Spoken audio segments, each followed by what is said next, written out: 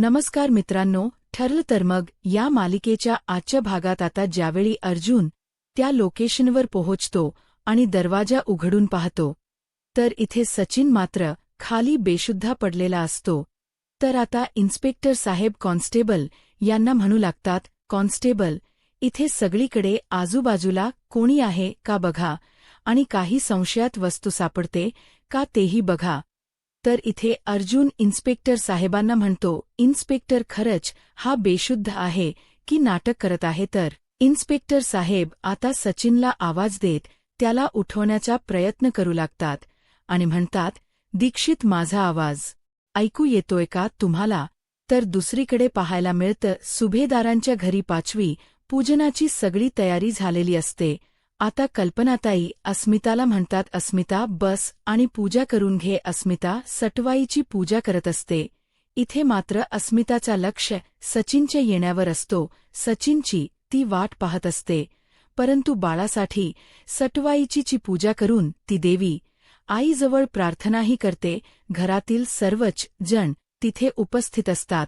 तर दुसरीकडे पाहायला मिळतं इन्स्पेक्टर साहेब आता सचिनच्या डोळ्यावर पाणी मारतात आणि त्याला शुद्धीवर आणण्याचा प्रयत्न करतात.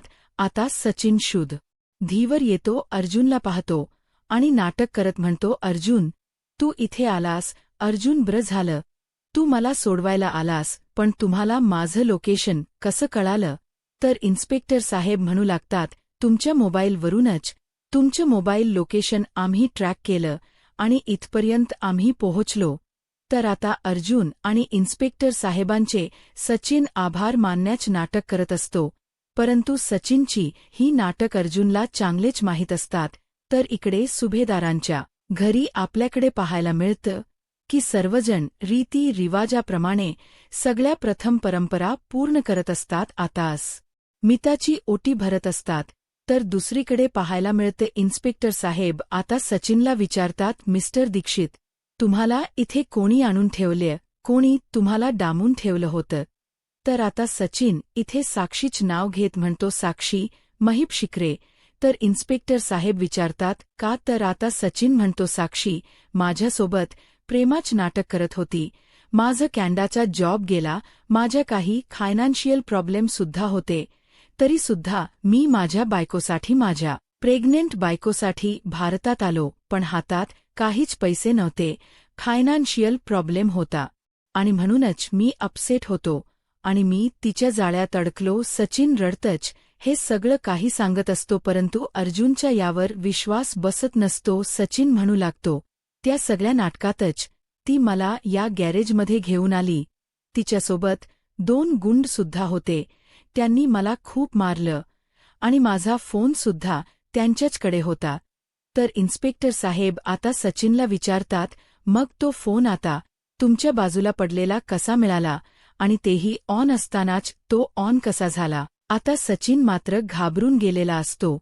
त्याला काय बोलावं काहीच कळत नाही. तो अर्जुन कडे पाहतो आणि म्हणू लागतो, मला तर यातलं काहीच माहीत नाही. त्या गुंड्यांना खरंतर अचानक काय झालं मला काहीच कळलं नाही. इथेच माझ्यासोबत होते, पण अचानक त्यांना साक्षीचा फोन आला. त्यांनी माझा फोन इथेच फेकला आणि ते इथून पळून निघून गेलेत. मला वाटलं ते माझ्यावर पहारा देऊन असतील, बाहेर थांबले असतील, म्हणून मी इथेच पडून राहिलो. परंतु बरं झालं तुम्ही इथे आलात आणि मला सोडवलात. तर आता अर्जुन सचिनला म्हणतो, ही तर सगळी तू रचलेली स्टोरी आहे ना? तुला काय वाटलं? तुझ्या या बोलण्यावर, तुझ्या या कथेवर आम्ही विश्वास ठेवणार आहोत का? साक्षी शिकरे मेल्याच नाटक करून आतापर्यंत ती जिवंत आहे हे सत्य तुला माहीत होतं, पण तू आमच्यापासून ते सत्य लपवलं. सचिन तर सचिन नाटक करत म्हणतो, नाही अर्जुन, मला काहीच माहीत नव्हतं. आता सचिन अर्जुन समोर हात सोडतो आणि म्हणू लागतो, अर्जुन प्लीज माझ्यावर विश्वास ठेव. साक्षीच्या बॅकग्राऊंडबद्दल मला खरंच काही माहीत नव्हतं. या अगोदरसुद्धा तिने एका घरात मला डांबून ठेवलं होतं. त्याचा ॲड्रेस मी तुला देतो, 302 नगरस रोड असं म्हणत आता सचिन ज्या रूमवर साक्षी राहत होती तिथलाही ॲड्रेस देतो. आता मात्र पोलीस आणि अर्जुन या यांनाच धक्का बसतो. तर दुसरीकडे सुभेदारांच्या घरी आपल्याला पाहायला मिळतं, एक एक करून घरातील सर्वजण अस्मिताची ओटी भरत असतात. अस्मिताचं लक्ष फक्त मोबाईलवर असतो. ती सचिनच्या फोनची वाट पाहत असते. तिच्या कुठेच लक्ष लागत नसतो. ती अस्वस्थ असते. ना तिच्या चेहऱ्यावर हसू असतं आणि ना पाचवीचा आनंद असतो. तर दुसरीकडे पाहायला मिळतं, अर्जुन आता सचिनला प्रश्न करत म्हणतो, आता मला एक सांग साक्षी शिकरे, तुला कधी महिप्त शिकरेच्या घरी डीएन रोडवर असणाऱ्या बंगल्यावर घेऊन गेली होती का? आता सचिन नाटक करत म्हणतो, नाही, असा कुठलाच पत्ता मला माहीत नाही. आता मी जो फ्लॅट सांगितला त्याच ठिकाणी साक्षी राहते, 302 नगरदास रोड असं म्हणत सचिन अर्जुन समोर हात जोडतो आणि म्हणू लागतो, खरंच मला माफ कर, पण मी खरंच खूप मोठा मूर्खपणा केला. पण मला आता या सगळ्यातून बाहेर पडायचे आहे.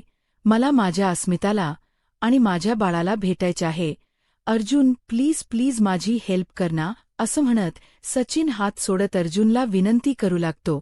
तर इन्स्पेक्टर साहेब सचिनला म्हणतात, आम्ही तुमचं सगळं स्टेटमेंट लिहून घेतलं आहे. तर त्यानंतर ते अर्जुनला म्हणतात, ॲडव्होकेट सुभेदार, तुम्ही यांना घरी घेऊन जाऊ शकता, पण जेव्हा केव्हा गरज लागेल त्यावेळी यांना घेऊन तुम्हाला पोलीस स्टेशनला यावं लागेल. अर्जुन म्हणतो की हो. आता इन्स्पेक्टर साहेब तिथून निघून जातात. सचिन म्हणू लागतो, अर्जुन मला अस्मिताला भेटायचे आहे. अर्जुन म्हणतो, हे बोलताना सुद्धा तुला लाज वाटत नाहीये का रे? अरे, तुझ्यामुळे अस्मिताई हॉस्पिटलमध्ये पोहोचली. तिची डिलिव्हरी कुठल्या कंडिशनमध्ये झाली आहे ना, ती आम्हाला माहीत आहे. तिची आणि तिच्या बाळाची परिस्थिती खूप क्रिटिकल होती. या क्रिटिकल परिस्थितीत तिने बाळाला जन्म दिलाय, पण तुला काय फरक पडतोय रे ना? तुला अस्मिता ताईची काळजी आहे ना, तुझ्या बाळाची. आता सचिन खुश होण्याचं नाटक करतो आणि अर्जुनला म्हणतो, अर्जुन मला बाळ झालाय. अरे, मुलगा झाला की मुलगी झाली सांग ना? आणि अस्मीची तब्येत कशी आहे? अर्जुन काहीच बोलत नाही. आता सचिन हातापाया पडण्याचं नाटक करत असतो, परंतु अर्जुन काही न बोलता तो त्याच्या गाडीत जाऊन बसतो. सचिन आता मागूनच अर्जुनच्या धावत येतो आणि म्हणू लागतो, अर्जुन थांब, मला सुद्धा तुझ्यासोबत यायचं आहे. मला सुद्धा तू गाडीतून घेऊन जा. मला माझ्या अस्मिताला भेटायचं आहे. मला माझ्या बाळाला भेटायचं आहे. अर्जुन प्लीज. अरे तू जर मला नाही घेऊन गेलास तर मी डायरेक्ट सुभेद्रांच्या घरी येईन. मला कोण काही बोललं तरी काही फरक पडणार नाही, पण मला माझ्या बाळाला आणि माझ्या बायकोला भेटायचं आहे. आता अर्जुन परवानगी देताच सचिन खुश होतो आणि आता अर्जुन सचिनला घेऊन सुभेदारांच्या घराच्या दिशेने निघालेला असतो. तर दुसरीकडे सुभेदारांच्या घरी आपल्याला पाहायला मिळतं, आता विमलताई सर्वांना पेढे देतात आणि आता सर्वच सण अस्मिताच्या बाळाला भरभरून आशीर्वाद देत असतात. तर प्रतिमा आत्या म्हणू लागतात, अस्मिता आजच्या दिवशी सटवाई येऊन तुझ्या बाळाच भविष्य लिहून जाणार आणि आम्हाला खात्री आहे की तुझ्या बाळाच भविष्य हे उज्ज्वलच असणार. तर सायली म्हणते की सगळ्या नकारात्मक आणि वाईट प्रभावातून बाळाची सुटका होऊ देत आणि देवी आईच्या तिला भरभरून आशीर्वाद मिळू देत. आता हे ऐकताच अस्मिता म्हणू लागते, वाईट प्रभाव म्हणजे बाळाच्या वडिलांबद्दलच तुला बोलायचं आहे ना सायली? आता सायली म्हणते, अस्मिता ताई असं काहीच नाहीये. परंतु त्याचवेळी त्या ठिकाणी सचिन आलेला असतो. सचिन अस्मिताला आवाज देत म्हणतो, अस्मिता खुश होते आणि धावत पळत सचिनकडे जाते. सचिन म्हणतो, अस्मी हे आपलं बाळ आहे. अस्मिता म्हणते, हो सचिन, पण तुझी ही काय अवस्था झालीये? तू कुठे होतास? सचिन म्हणतो, ते राहू देत, मला काही झालं असतं तरी काही हरकत नाही, परंतु आज मी तुझ्यापर्यंत आणि बाळापर्यंत पोहोचू शकलो हेच माझ्यासाठी खूप आहे. अस्मी अगं, आपलं बाळ अगदी तुझ्यावर गेलं. मी खरंच खूप खुश आहे. अस्मिता आपली फॅमिली पूर्ण झाली आहे. असं म्हणत सचिन अस्मिताला जवळ घेतो, बाळाच्या डोक्यावरून हात फिरवतो. त्यावेळी मात्र अर्जुन रागाने सचिनकडे पाहत असतो. तर सचिन अस्मिताला म्हणतो, अस्मी आता काहीही झालं तरी आपल्यामध्ये मी कोणालाही येऊ देणार नाही. परंतु त्याच वेळी अर्जुन येतो, सचिनला पकडतो, त्याला बाजूला करतो आणि हाणू लागतो. झाले ना भेटून, मग आता इथून निघायचं, पुन्हा माझ्या बहिणीच्या आसपासही फिरकायचं नाही. तर प्रतापराव अर्जुनला म्हणतात, अर्जुन, तू याला घेऊनच का आलास? अरे जिथे होता तिथेच ठेवायचं होतं ना. अरे सचिन, तुझ्यामुळे फक्त तुझ्यामुळे माझ्या मुलीचा जीव धोक्यात होता. तिची डिलिव्हरी तरी सुखरूप होईल की नाही ना याची आम्हाला भीती होती. त्यामुळे यापुढे तू इथे यायचं नाही. तर कल्पनाई म्हणू लागतात, सचिन, अरे तुझ्यासारखा माणूस या घरात काय तर माझ्या मुलीच्या आसपासही नको आहे. अरे आज तुझ्यामुळे अस्मिताला मनस्ताप होतोय. अरे तुझं दुसऱ्या मुलीवर, तुझ्या आयुष्यात दुसरी स्त्री आहे हे आम्हाला माहीत होतं, परंतु ती दुसरी स्त्री साक्षी शिकरी आहे हे आम्हाला माहीत नव्हतं.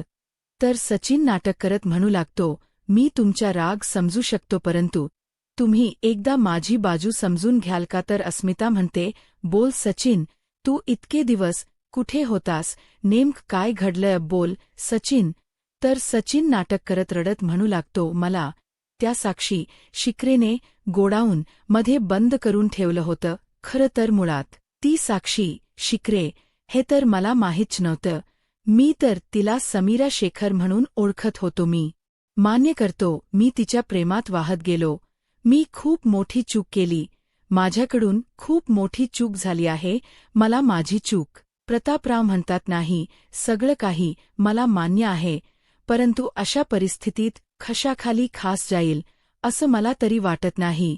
या सगळ्याचा प्रतापराव कल्पनाताई यांना खूप त्रास होत असतो. प्रतापराव तिथून निघून जातात आणि कल्पनाताई जातात. आता प्रिया त्यांना आवाज देऊन थांबवण्याचा प्रयत्न करते, परंतु ना प्रतापराव थांबत ना. कल्पनात ताई आता प्रिया नाटक करत अश्विनला म्हणू लागते, अश्विन, हे सगळं काय होऊन बसलंय रे? मला तुझा रागही कळतोय आणि अस्मिताच प्रेमही कळते, पण या सगळ्यात मधल्यामध्ये माझी कोंडी होते रे.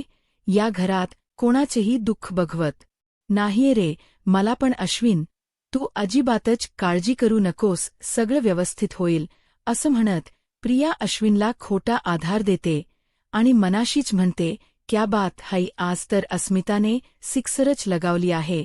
म्हणजे पुन्हा एकदा सचिनला सुभेदारांच्या उरावर आणून बसवल्या.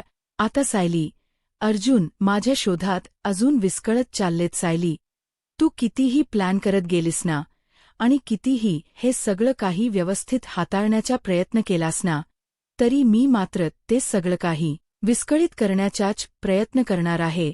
आता तू मात्र सचिन आणि अस्मिताच्या या गोष्टींमध्येच गुंतून राहायला हवं, जेणेकरून तुम्ही दोघेही माझा शोध घेऊ शकत नाही. थोडे दिवस तरी का होई ना, परंतु माझ्या शोधाला ब्रेक लागेलच ना. चला आता मोकळा श्वास घेऊया असं म्हणत प्रिया आनंद व्यक्त करत असते. तर दुसरीकडे अस्मिता आणि सचिन झोपलेले असतात.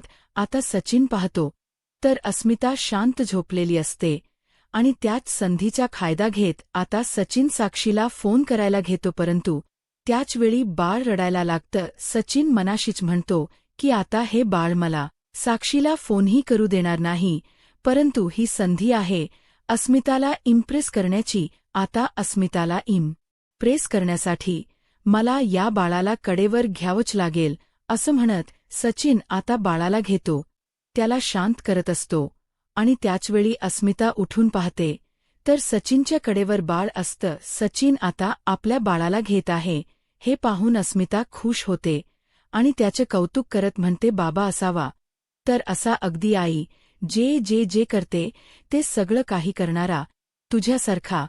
तर सचिन नाटक करत अस्मिताला म्हणतो, अस्मिता, अग तू का उठली आहेस? तू तुझी झोप पूर्ण कर बरं.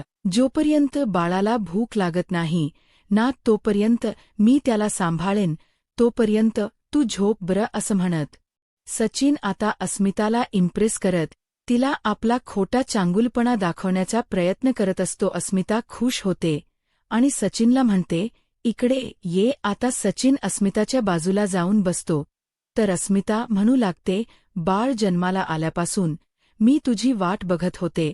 तुझा त्याला स्पर्श कधी होतो या क्षणाची मी खरंच आतुरतेने वाट पाहत होते.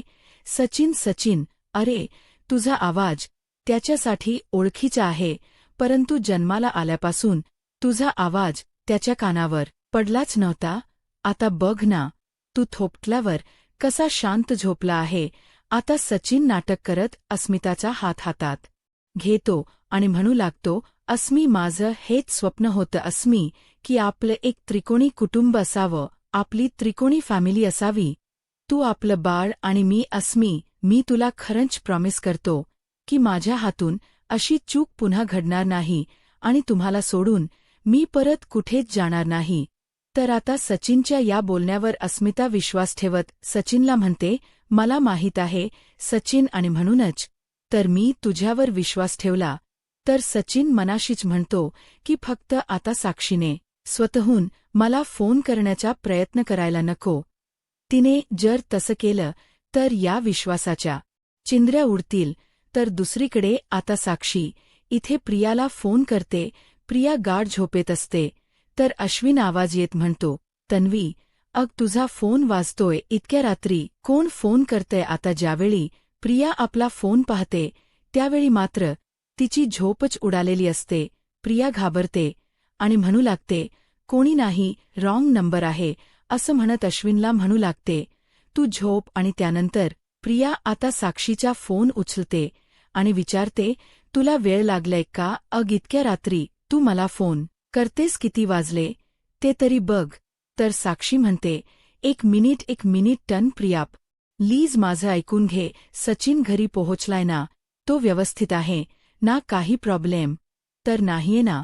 तर प्रिया म्हणते, नाही, काही प्रॉब्लेम नाही, सगळं काही ठीक आहे, तू फोन ठेव. आता साक्षी म्हणते, एक मिनिट अगं प्रिया, माझं प्लीज ऐकून तरी घे. उद्या काही कर आणि उद्या सकाळी माझा सचिन सोबत कॉन्टॅक्ट घडवून आण, नाही तर मी तुला सतत फोन करेन. प्रिया म्हणते, ओके, मी बघते, असं म्हणत प्रिया आता कसा बसा साक्षीचा फोन ठेवते. परंतु प्रिया मात्र घाबरून गेलेली असते. तर प्रिया मनाशीच म्हणते की बरं झालं या अश्विनला गाढ झोप लागली नाही तर मी त्याला काय उत्तर दिलं असतं. खरं तर या साक्षीला मी इतका सपोर्ट करते ना की मला त्याचा चार्ज घ्यायलाच हवा होता.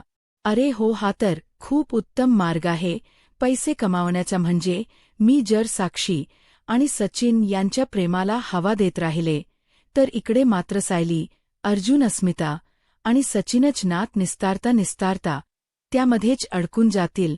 निदान मग तरी ते माझा पिच्छा सोडतील. म्हणजे दोन्ही बाजूने माझाच फायदा आहे.